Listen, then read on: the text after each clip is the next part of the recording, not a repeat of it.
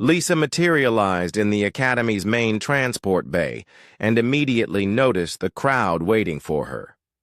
Word had spread throughout the station that the human cadet was not only surviving the nightmare protocols, but actually breaking records. Students, instructors, and staff members filled the observation decks above the transport platform. Admiral Brooks stepped forward as Lisa emerged from the transport beam. His face showed pride mixed with careful control. He was representing humanity and could not appear too emotional in front of the alien observers. "Cadet Martinez," he said formally, "please report your status." "Mission completed, Admiral," Lisa replied. "All 3 phases of the Nightmare protocols successfully finished in 23 hours total time." A murmur went through the crowd. Even the people who had been watching her progress found it hard to believe when they heard the numbers spoken out loud. Commander Zethkar descended from the observation deck with several other instructors following behind him. His 6 arms moved in what Lisa had learned was a sign of agitation among his species. "There must be an error in the timing systems," he announced loudly. "No first-year cadet could complete the Nightmare protocols in less than half the previous record time." "We have checked all systems multiple times," replied Instructor Velnax, the Academy's chief technician. "The equipment is functioning perfectly. Cadet Martinez completed each phase in the recorded times." Dr. Walsh approached Lisa with a medical scanner. "We need to verify that you are in good health after the psychic exposure," she said, but Lisa could see the smile she was trying to hide. The medical scan took several minutes while the crowd waited in tense silence. Lisa stood patiently, still wearing her improvised acid-resistant coat from the first phase. She looked tired but alert, like someone who had just finished a difficult but manageable exercise. "All readings are normal," Dr. Walsh announced. "No signs of psychic damage, physical injury, or extreme exhaustion. Cadet Martinez appears to be in excellent condition." Commander Zethkar's expression grew more troubled. "This is impossible. The psychic storms alone should have required 12 to 16 hours to navigate safely. How did you complete them?" "In 6 hours?" Lisa thought carefully before answering. She did not want to sound boastful, but she also wanted to give an honest explanation. "The psychic attacks were designed for telepathic minds," she said. "Human minds work differently. We evolved without telepathic abilities, so we developed strong natural barriers against mental intrusion. The storms were powerful, but they were using the wrong approach for human psychology." "And the gravity wells?" asked another instructor. "How did you solve the engineering puzzle so quickly?"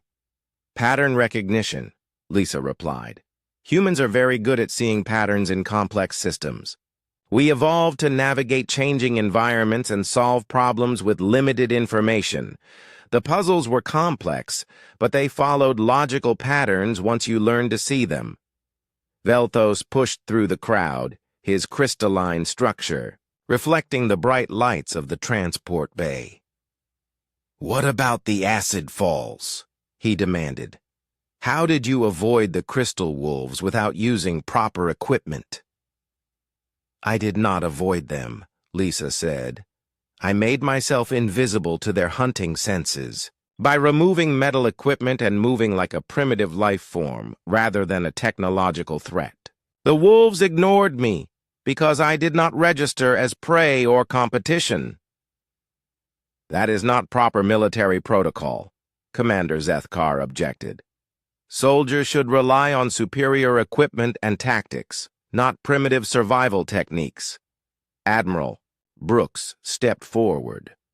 "With respect, Commander, results speak louder than protocols. Cadet Martinez not only completed your most difficult test, she set a new standard for excellence." The crowd began talking among themselves. Lisa could hear fragments of conversation in multiple alien languages.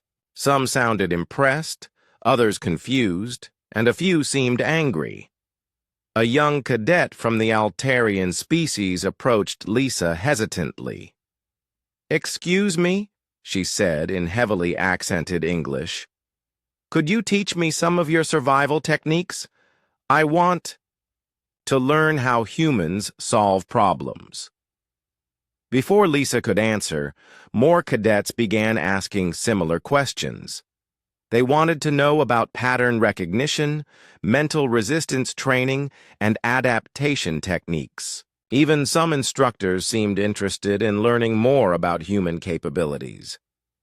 Commander Zethkar raised his voice above the crowd. "This changes nothing about standard academy procedures. The nightmare protocols were obviously not calibrated properly for Deathworlder physiology. We will need to design new tests that provide appropriate challenges for human cadets." "Or," suggested Dr. Walsh, "you could acknowledge that your assumptions about human weakness were incorrect." The commander's reptilian features showed clear irritation. "Humans come from a garden world with no significant environmental challenges. One lucky performance does not change the basic facts about their species."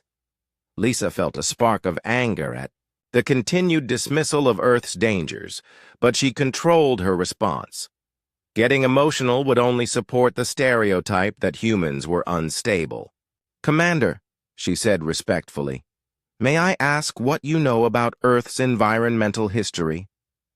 "Basic information," he replied dismissively. "Mild climate variations, limited predator species, abundant resources, a typical low-stress planetary environment." Lisa exchanged a look with Dr. Walsh, who nodded encouragingly. "Earth has experienced 5 major mass extinction events," Lisa began. "Ice ages that lasted tens of thousands of years, volcanic eruptions that blocked out the sun for decades, asteroid impacts that destroyed most life on the planet, supervolcanic eruptions, massive floods, extreme climate shifts, and evolutionary arms races between predators and prey that lasted millions of years." The crowd grew quiet as Lisa continued. "Humans evolved by surviving environments that killed 90% of all species that ever existed on our planet. We learned to adapt because everything else went extinct. We developed persistence hunting because our prey was faster and stronger. We created complex social structures because cooperation was the only way to survive. We built mental defenses because psychological stress was constant." Commander Zethkar's 6 eyes narrowed. "If Earth was so dangerous, how did your species develop space travel? Hostile environments should have prevented technological advancement." "Hostile environments accelerated our technological advancement," Admiral Brooks interjected. "When your planet tries to kill you every day, you get very good at solving problems quickly. You learn to make tools from whatever materials are available. You develop backup plans for your backup plans." Dr. Walsh added, "Most spacefaring species developed on worlds with stable climates and predictable environments. They had time for careful, methodical technological development. Humans had to innovate constantly just to survive. That created a very different approach to problem solving." Veltos had been listening to this exchange with growing agitation.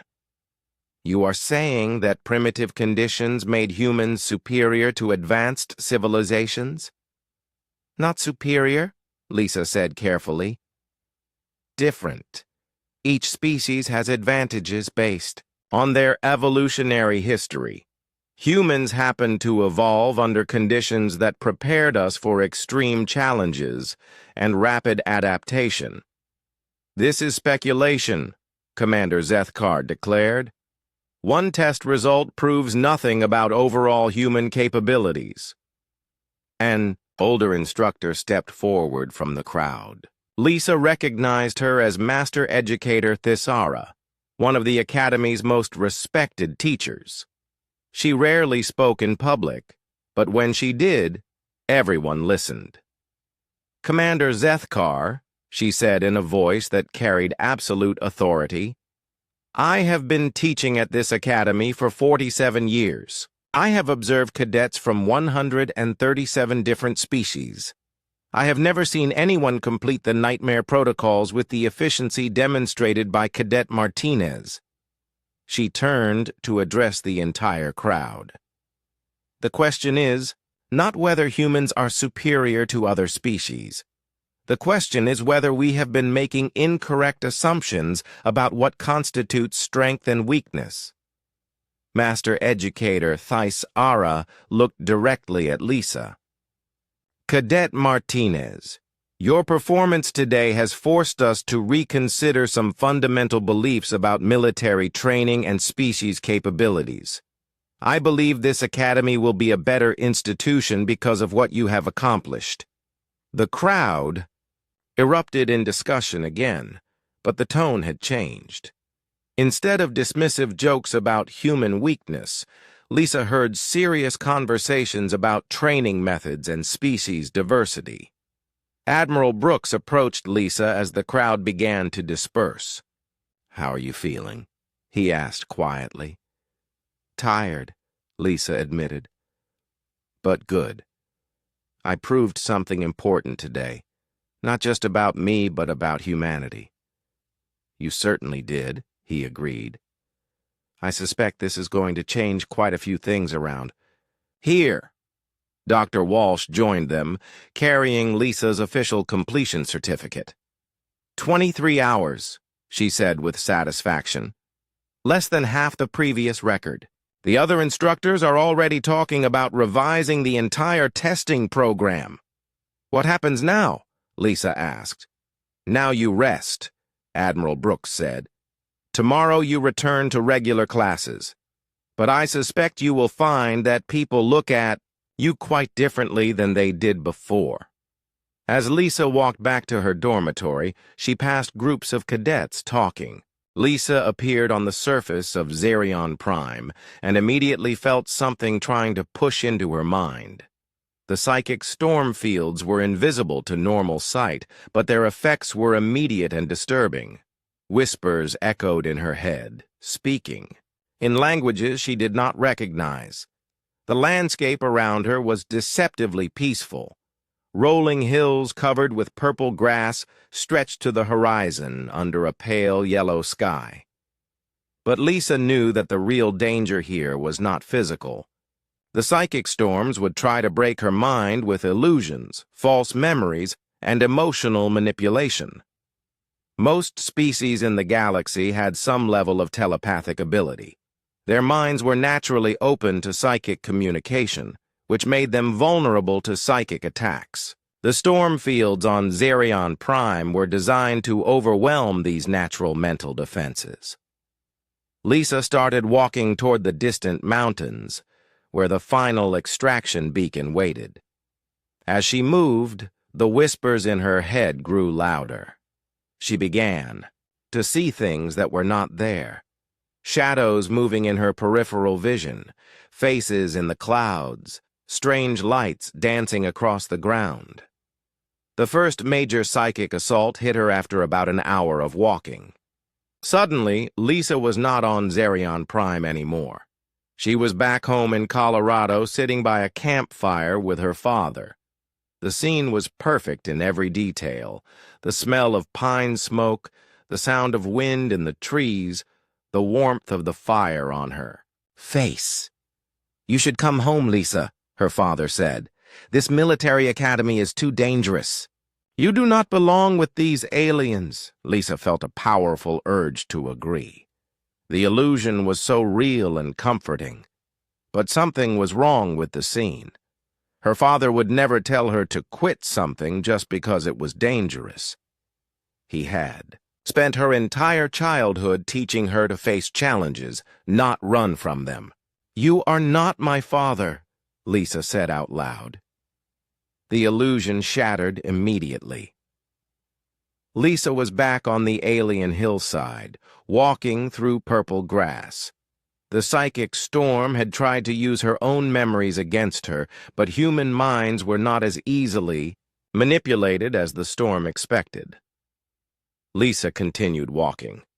The whispers returned, joined by new voices that spoke in perfect English. They told her she was worthless, that she would fail, that everyone at the academy was laughing at her. The voices tried to make her feel angry, sad, and afraid all at the same time. But Lisa had heard these kinds of voices before. Growing up as the daughter of a survival instructor meant dealing with self-doubt and fear on a regular basis. Every time she faced a difficult challenge, her own mind would try to convince her to give up. She had learned to recognize the difference between useful caution and destructive negativity. The psychic storms were powerful, but they were using the wrong approach. They were designed to overwhelm minds that were naturally telepathic and emotionally open. Human minds had evolved in isolation, developing strong barriers against mental intrusion as a defense against social manipulation and psychological stress. Lisa reached a river that cut across her path. The water looked normal, but as she approached, it began to speak to her. The voice was soft and seductive, promising rest and peace if she would just lie down in the cool water and sleep forever. Lisa recognized this as another psychic attack. She also recognized the tactical problem it represented. The river was real, and she needed to cross it to continue toward the extraction point. But the psychic influence was trying to make her drown herself. She studied the water carefully, looking for a safe crossing point. The psychic voices grew louder, more insistent. They painted pictures in her mind of sinking into the peaceful depths, of ending the constant struggle and pain of life. Lisa found a shallow area where the current was not too strong. She began crossing carefully, fighting against both the physical challenge of the river and the mental assault of the psychic storms. Halfway across, the attacks intensified dramatically. Suddenly, Lisa was not crossing a river on an alien planet. She was drowning in a mountain lake during a survival exercise that had gone wrong. She was 8 years old again, scared and alone, watching her father disappear beneath the dark water. The memory was false but felt completely real. Lisa panicked and almost went under. Then she remembered her father's actual voice, not the false version created by the psychic storm. When your mind tries to trick you, Lisa, remember what you know to be true. Trust your training, not your feelings. Lisa forced herself to focus on physical reality. The water was shallow. Her feet could touch the bottom. She was not drowning. She was walking across a stream on an alien planet. The memory was a lie designed to make her fail. She continued across the river and climbed out on the far side. The psychic storms had failed again. Human minds might be vulnerable to suggestion, but they were also extremely good at distinguishing between real and false experiences. As Lisa walked up the hillside beyond the river, the nature of the psychic attacks changed. Instead of trying to overwhelm her with emotion or false memories, the storms began targeting her sense of reality itself. The landscape around her started shifting and changing. The purple grass became snow, then sand, then liquid metal. The sky changed colors constantly. The ground beneath her feet felt solid one moment and soft the next. The storms were trying to make her lose track of what was real. This approach was more effective than the previous attacks. Lisa began to feel disoriented and confused. Without stable sensory input, it was hard to maintain a clear sense of direction and purpose. But humans had evolved to deal with confusing and changing environments. Lisa's ancestors had navigated through dense forests, desert sandstorms, and mountain blizzards where visibility was limited and landmarks constantly changed. She stopped relying on her eyes and started using her other senses. The wind direction remained constant even when everything else shifted. The slope of the ground stayed the same even when it appeared to change. Lisa used these stable environmental cues to maintain her direction toward the mountains. The psychic. Storms responded by attacking her other senses. Sounds became distorted and wrong. Smells changed randomly. Her sense of touch reported different textures than what she could see. The storms were trying to cut her off from all reliable sensory information. Lisa adapted again. Instead of trusting any single sense, she began integrating all her sensory input and looking for patterns that remained consistent. When everything was changing constantly, the things that did not change became more important. She also began using a technique her father taught her for navigation in bad weather. She counted her steps and timed her progress to maintain a sense of distance and direction even when she could not see landmarks clearly. Hours passed as Lisa continued her steady progress toward the mountains. The psychic storms threw everything they had at her. Terror, despair, confusion, false hope, angry voices, seductive whispers, and complete sensory chaos. Each attack was intense and disturbing, but none of them stopped her for more than a few minutes. Lisa's mind was like a fortress built by millions of years of human evolution. It had walls and defenses that the psychic storms could not understand or overcome. In the Academy monitoring room, the observers watched in amazement. Most cadets were overwhelmed by the psychic storms within the first few hours. They either called for emergency extraction or became so disoriented that they could not continue. "How is she maintaining coherent movement?" asked an instructor. "The psychic interference should be completely overwhelming by now." "Human brains are different," Dr. Walsh explained. "They evolved without telepathic abilities, so they developed very strong mental barriers. What seems like a weakness, being telepathically isolated, is actually a tremendous strength in this environment." Commander Zethkar watched the displays showing Lisa's steady progress. "She is still hours away from the extraction point. The storms will intensify as she gets closer to the source.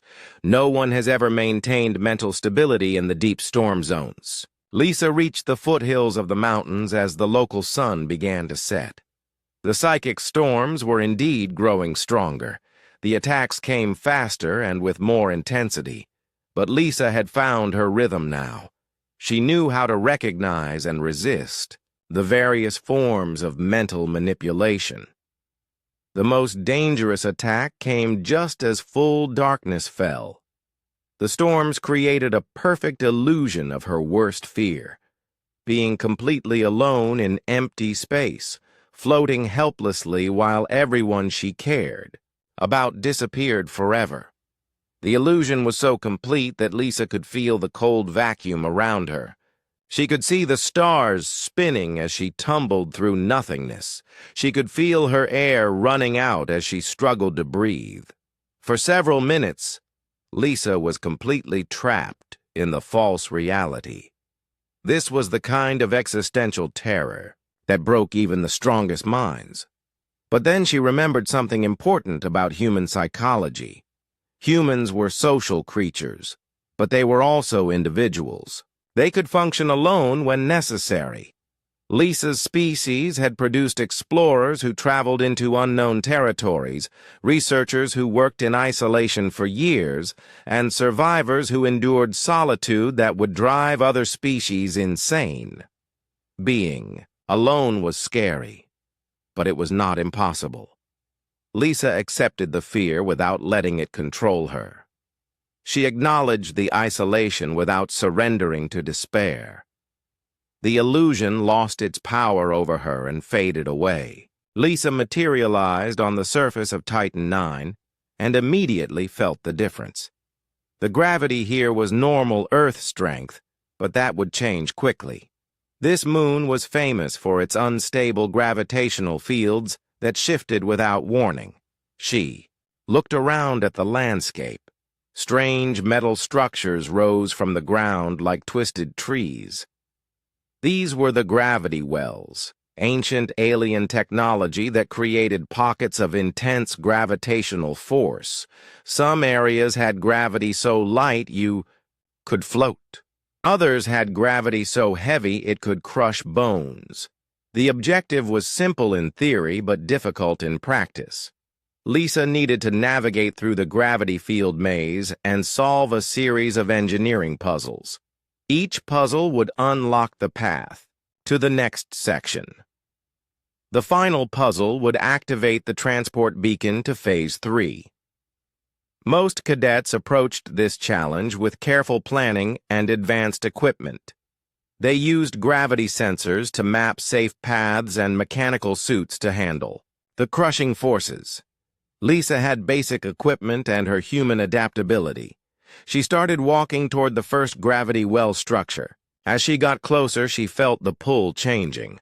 Her body suddenly felt lighter, as if she weighed half as much as normal.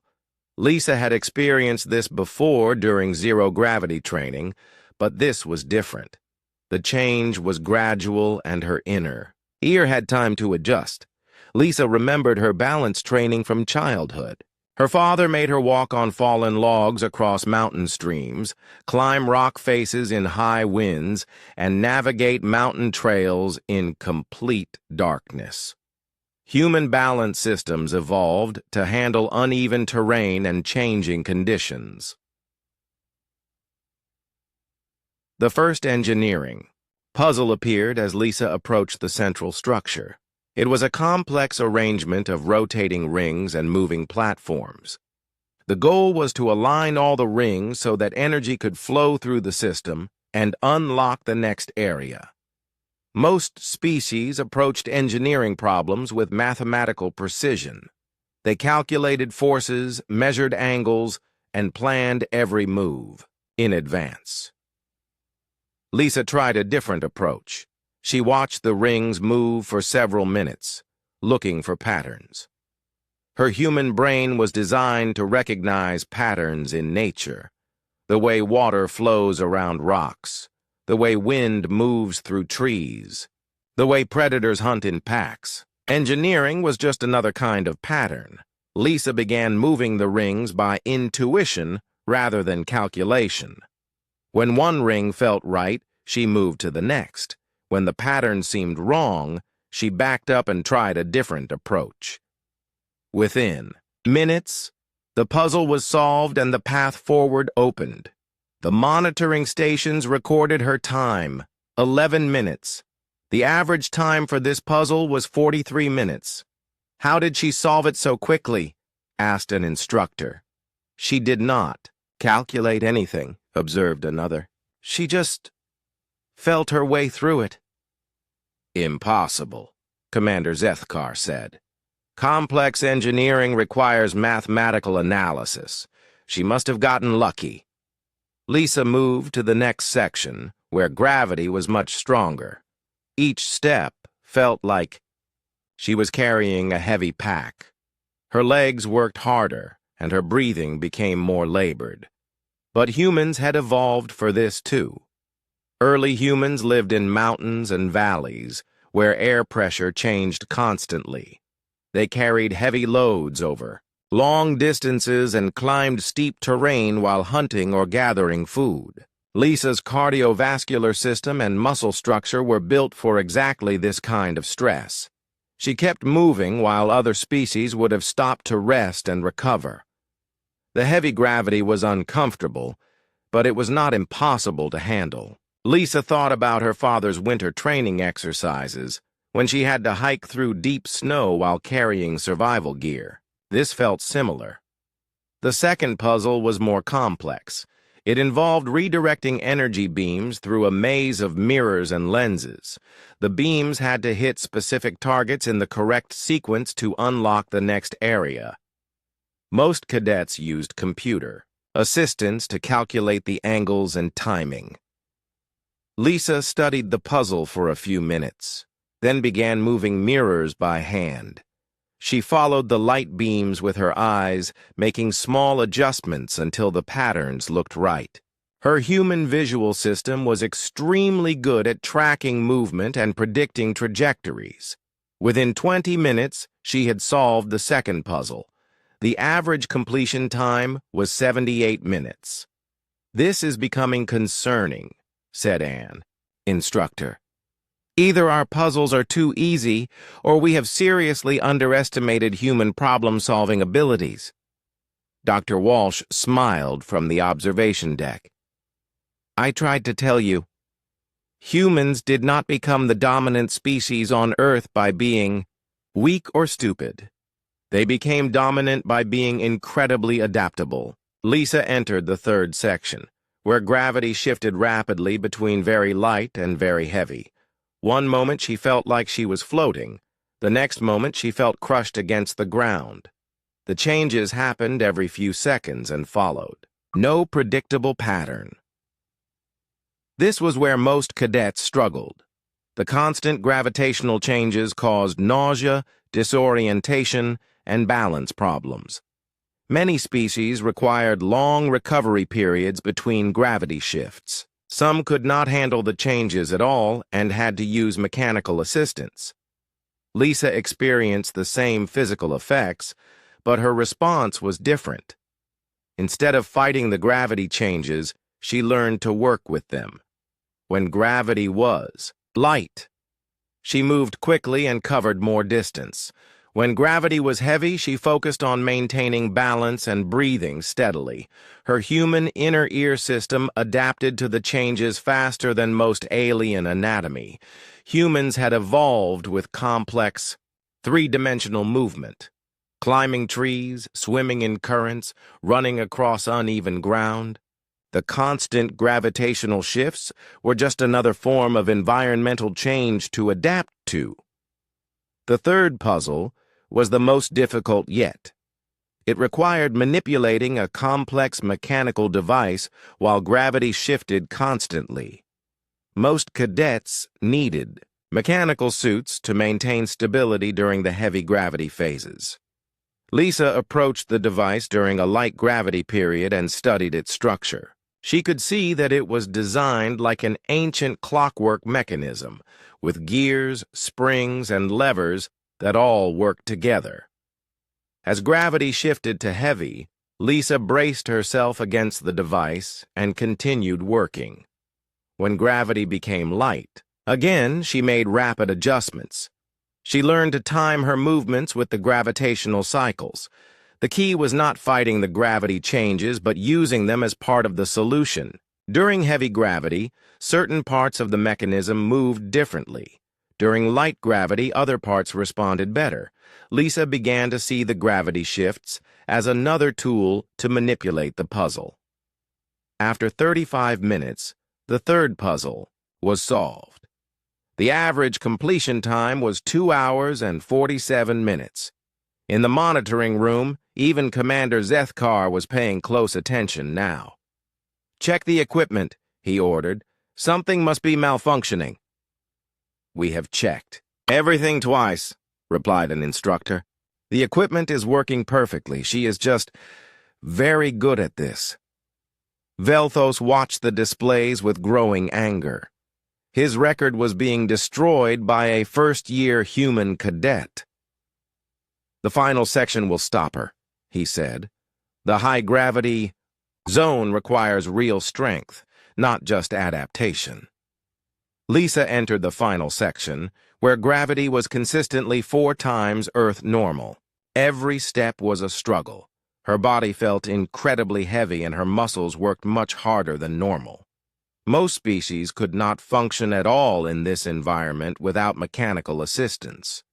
But humans had evolved in Earth's gravity well. Their bone density, muscle structure, and cardiovascular systems were built for relatively high gravity compared to most spacefaring species.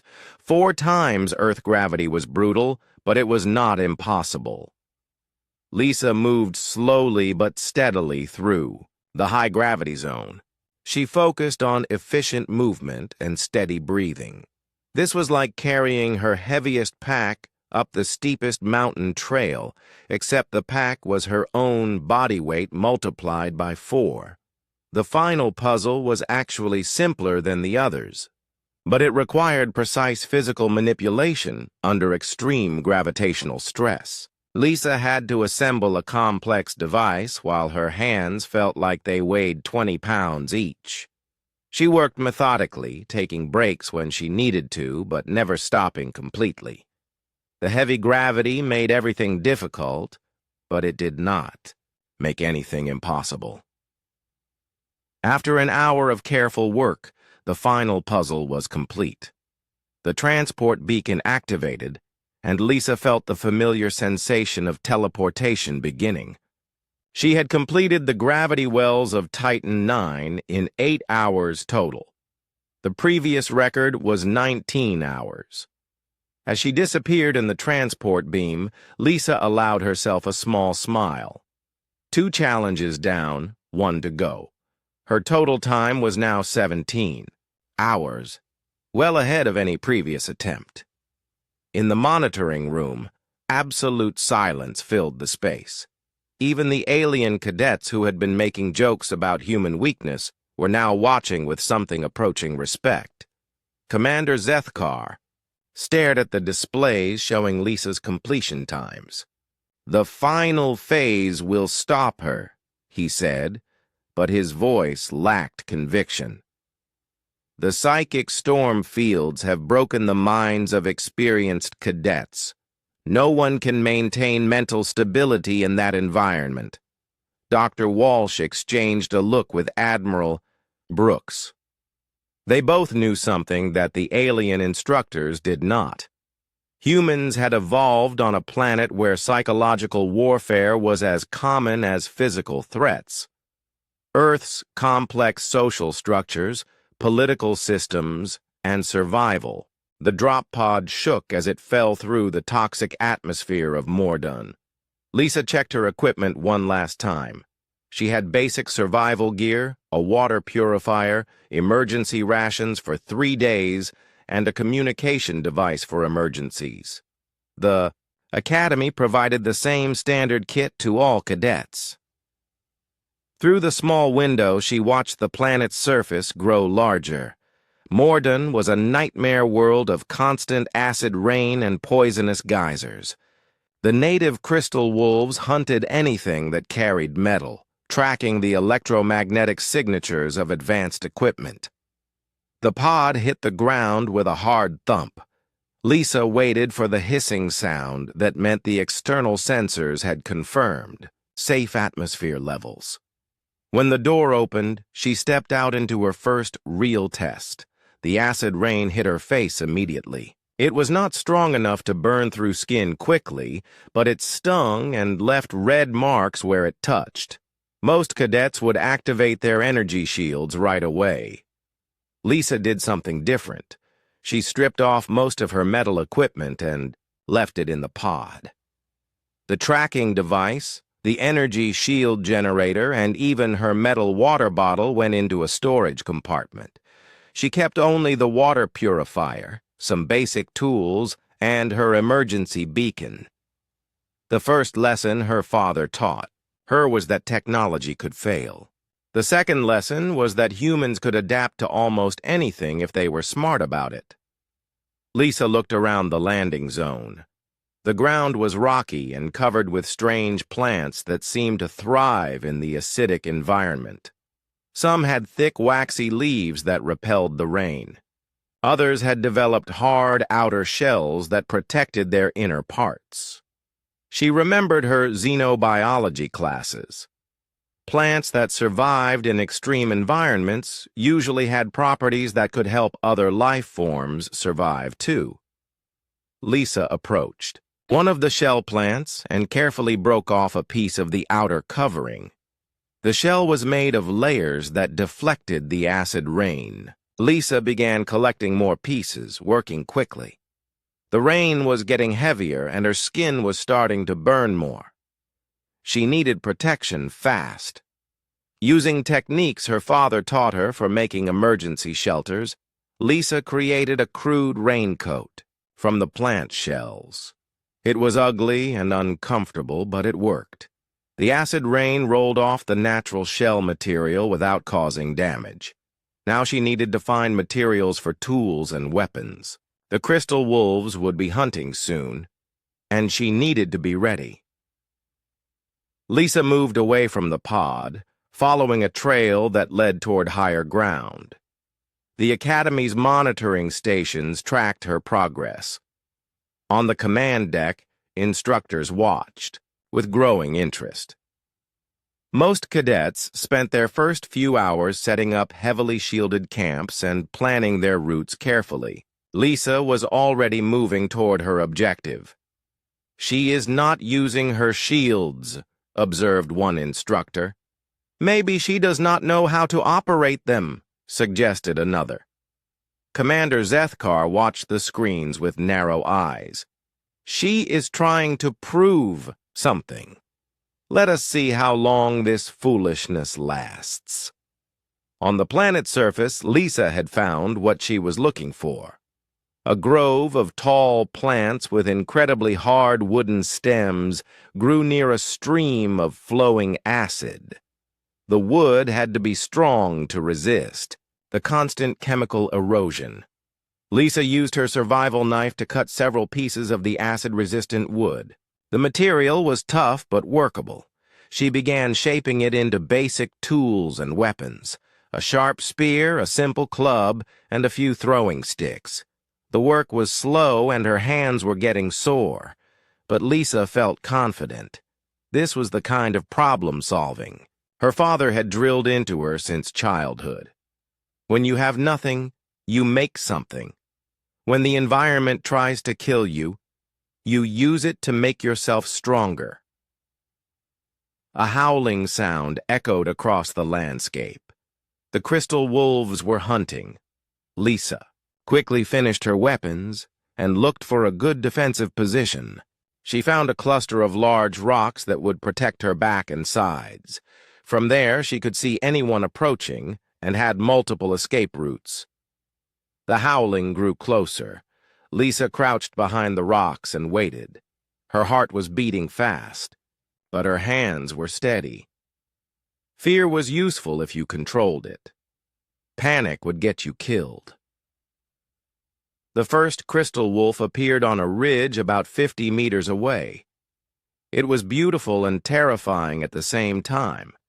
Its body was made of living crystal that reflected light in rainbow patterns. Sharp edges covered its frame like natural armor. It moved with the fluid grace of a perfect predator. The wolf tilted its head, listening for electromagnetic signals. Most cadets would be broadcasting a steady stream of electronic noise from their shields, communications, and sensors. Lisa was nearly invisible to its hunting senses. 2 more wolves appeared on nearby ridges.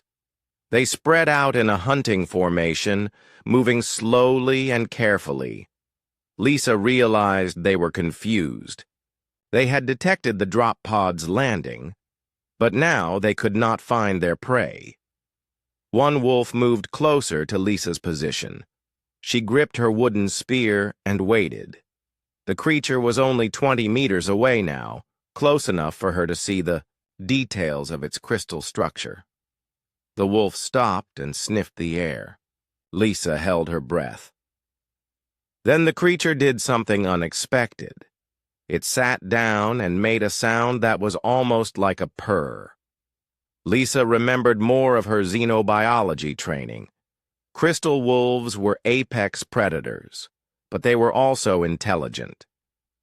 They hunted technology-using species because those species represented threats to their territory. Primitive life forms were usually ignored unless they acted aggressively. Slowly, carefully, Lisa stood up. The wolf watched her, but did not attack. She moved sideways, away from the creature and toward her objective. The wolf followed her movement, with its eyes, but remained sitting. After several minutes, Lisa was far enough away to move normally. The wolves watched her leave, then returned to investigating the area around the drop pod. They would find her abandoned equipment and spend hours trying to track a target that no longer existed. Lisa continued toward the extraction beacon, 50 kilometers away. She moved steadily, taking short breaks to drink water and check her direction. The acid rain continued to fall, but her plant shell coat kept her protected. Hours passed. Lisa found streams where she could refill her water supply and plants that provided basic nutrition. The landscape was harsh, but it was not impossible to navigate if you knew what to look for.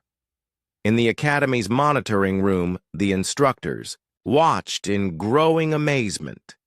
Lisa was covering ground faster than any previous cadet. She was not stopping to rest every few hours like most species required. She just kept moving. "How is she maintaining that pace?" asked one instructor. "Humans are persistence hunters," Dr. Walsh explained from the observation deck. "On Earth, they used to chase prey animals for days until the animals collapsed from exhaustion. Continuous movement over long distances is what they evolved to do." Commander Zeth Carr said nothing, but his expression was troubled. After 9 hours of steady travel, Lisa reached the extraction beacon. It was a simple device that would transport her to the next phase of the test. Most cadets took 18 to 20 hours to complete the Acid Falls challenge. Lisa activated the beacon and waited for transport. She was tired and hungry, but not exhausted. Her plant shell coat was holding up well, and she had learned a lot about Mordoon's ecosystem. As the transport beam engaged, Lisa thought about her father's favorite saying, "The mountain does not care if you are tired. It does not care if you are scared. It only cares if you keep moving." She had kept moving. Now it was time for the next challenge. In the monitoring room, cadets had gathered to watch the displays. Word was spreading through the academy that the human was actually succeeding. Some looked excited, others worried, and a few seemed angry. Velthos studied the time displays with growing concern.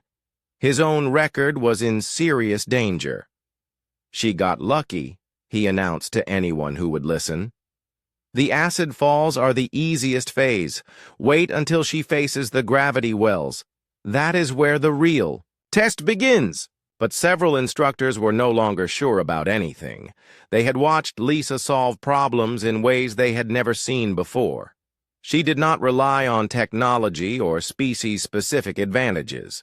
She adapted to the environment and used it to her advantage. Maybe there was more to these humans than anyone had realized. Lisa Martinez sat in the back row of the strategy classroom, trying to ignore the whispers around her. The other cadets always talked about humans like they were not in the room. She kept her eyes on Commander Zethkar as he moved his 6 arms, while explaining battle tactics to the class. "The key to survival in hostile environments is knowing your limitations," Commander Zethkar said, his reptilian eyes scanning the room. "Some species are naturally stronger, others are faster, and some have better technology. But the weakest species must rely on others for protection." A few alien cadets turned to look at Lisa. She felt their stares but did not look back. This happened every day at the Altarian Galactic Military Academy, being the only human in her. Class made her a target for jokes and comments. "Take the humans, for example," Commander Zethkar continued. "They come from a garden world called Earth. No real predators, mild weather, plenty of food and water. They never had to fight for survival like the rest of us. This makes them soft and unprepared for real military work." Lisa clenched her fists. Under her desk, "Garden world? If only he knew about the ice ages, the volcanic eruptions, the asteroid impacts, and the countless other disasters that shaped human history, but she stayed quiet. Speaking up would only make things worse. Cadet Veltos, a crystalline being from Cytheria, raised one of his sharp appendages. "Commander, why do we even accept humans into the Academy if they are so weak?" "Political reasons," Commander Zethkar replied with a dismissive wave.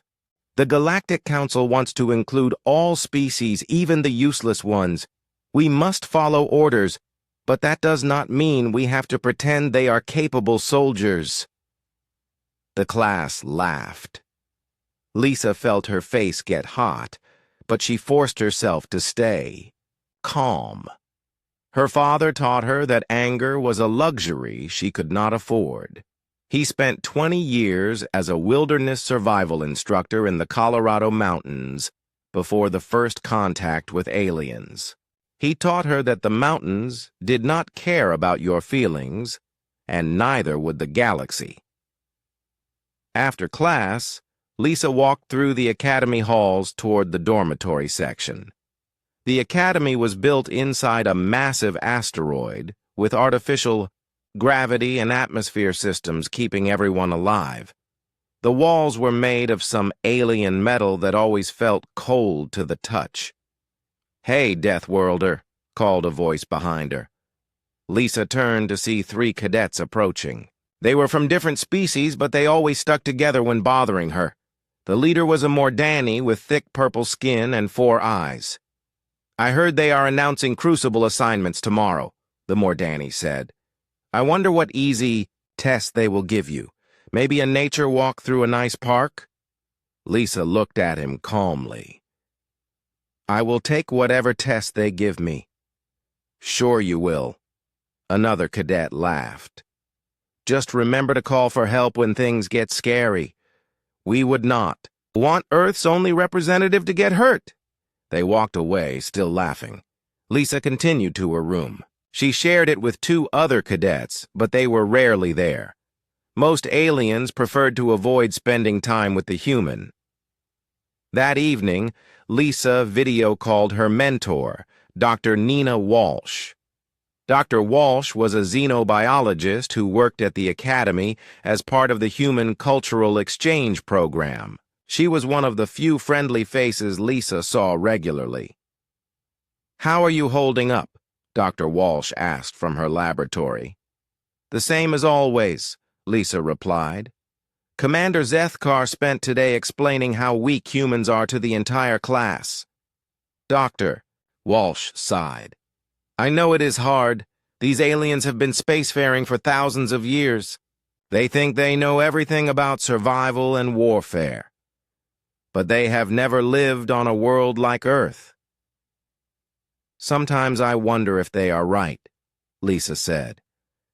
"Maybe humans are not meant for this." "Lisa, listen to me carefully," Dr. Walsh said, her voice serious. "Your species survived ice ages that lasted thousands of years. You lived through volcanic winters that blocked out the sun. You adapted to every climate on your planet, from frozen tundra to burning deserts. No other species in this galaxy has that kind of survival record." Lisa nodded, but she still felt doubt. Words were easy. Proving herself would be much harder. The next morning, all cadets gathered in the main assembly hall for Crucible assignments. The Crucible was the Academy's most difficult test. It separated the real soldiers from the pretenders.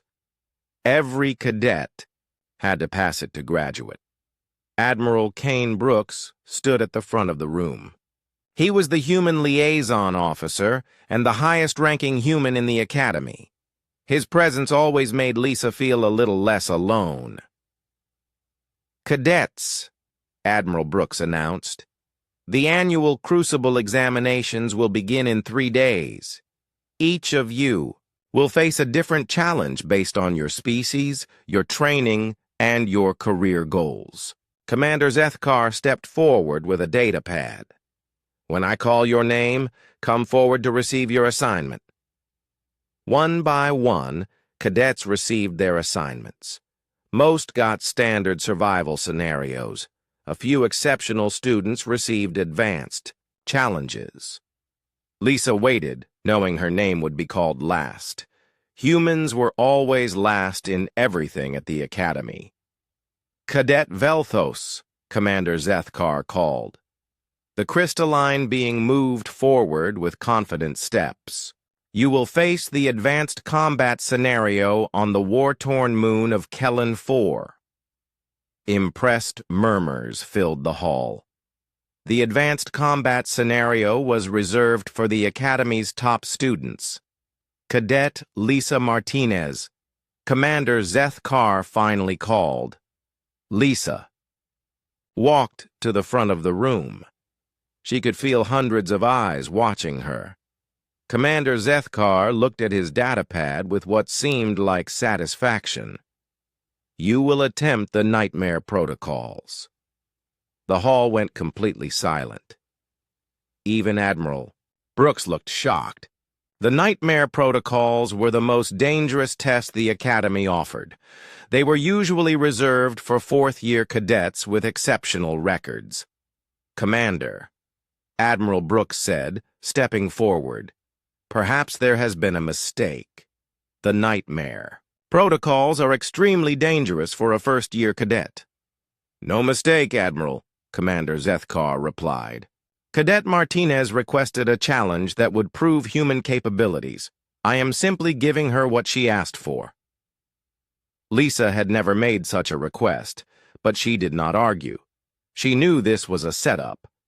Commander Zethkar wanted to humiliate her and prove his point about human weakness. The nightmare protocols consist of 3 environments, Commander Zethkar continued, speaking to the entire hall now. The acid falls of Mordun, the gravity wells of Titan 9, and the psychic storm, fields of Xerion Prime. Most cadets require 60 to 80 hours to complete all 3 phases. The current record is 47 hours, held by Cadet Velthos. Velthos nodded proudly. His crystalline body caught the light and sparkled. Cadet Martinez, Commander Zethkar said, you have 72 hours to complete the course, or you will be removed from the Academy for your own safety. Lisa looked at the commander's 6 eyes. She saw the expectation of failure there. He wanted her to back down, to admit that humans were too weak for real military training. I understand, Commander, Lisa said in a clear voice. When do I start? Tomorrow. At dawn, he replied. I suggest you use tonight to write letters home. You may not get another chance. The hall erupted in whispers and comments. Some cadets looked excited to see the human fail.